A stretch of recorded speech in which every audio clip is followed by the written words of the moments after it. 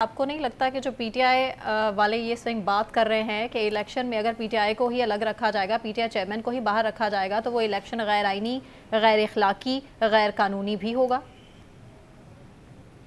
बिस्मिल्लाहिर्रहमानिर्रहीम, बहुत शुक्रिया। देखिए, मैंने अपने दोनों भाइयों की पॉइंट सुने हैं। थोड़ा हमें माजी में और ग्राउंड रियलिटीज को भी देखना चाहिए। देखिए, एक होता है पर्सनालिटीज का माइनस करना। हमने हमेशा पाकिस्तान की सियासत में -1 माइनस ऑल सुना है। -1 माइनस ऑल, ये बात हो रही है विद रेफरेंस टू पॉलिटिशियन। लेकिन फिर दूसरी एक और चीज है, माइनस दी पॉलिटिकल पार्टी। तो अब माइनस दी पॉलिटिकल पार्टी तो हमारे पास बड़े क्लियर एग्जांपल है। वो जनाब भुट्टो साहब के दौर में नेशनल अवामी पार्टी को सुप्रीम कोर्ट ने कलअदम करार दिया था on reference of the government of Pakistan, और उन्होंने नेशनल अवामी पार्टी ने वली खान साहब को उनका नाम चेंज किया, अवामी नेशनल पार्टी के तौर पे आए और उन्होंने तमाम इलेक्शन लड़े।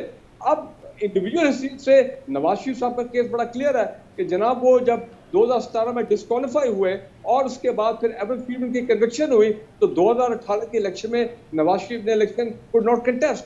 तो माय पॉइंट इज कि ये दोनों चीजें पाकिस्तान में माजी में हुई हैं। यस, आई एग्री के हमारे जो मुहतरम प्राइम मिनिस्टर साहब हैं वो केयर टेकर प्राइम मिनिस्टर हैं, वो supposed to be very neutral. और मैं देखे ना, आइंदा आने वाले हफ्तों में मिसाल के तौर पे अगर कोई भी लीडर हो, अब तो नैब के केसेस खुल गए हैं, तो पता लगे कि जी पीएमएलएन में या पीटीआई के कई टॉप लीडर हैं वो जनाब कन्विक्ट हो गए हैं, अगले 8-10 हफ्तों में अगर स्पीड ट्रायल होते हैं तो सारी बात है they will not be able to contest election. So मैं किसी चीज को रूल आउट नहीं करता हूँ पाकिस्तान में, चाहे वो पार्टी हो। वो पार्टी को डिस्क्वालीफाई करना वो जारी बात है, you have to go to Supreme Court, वो भी एक बड़ा काम है।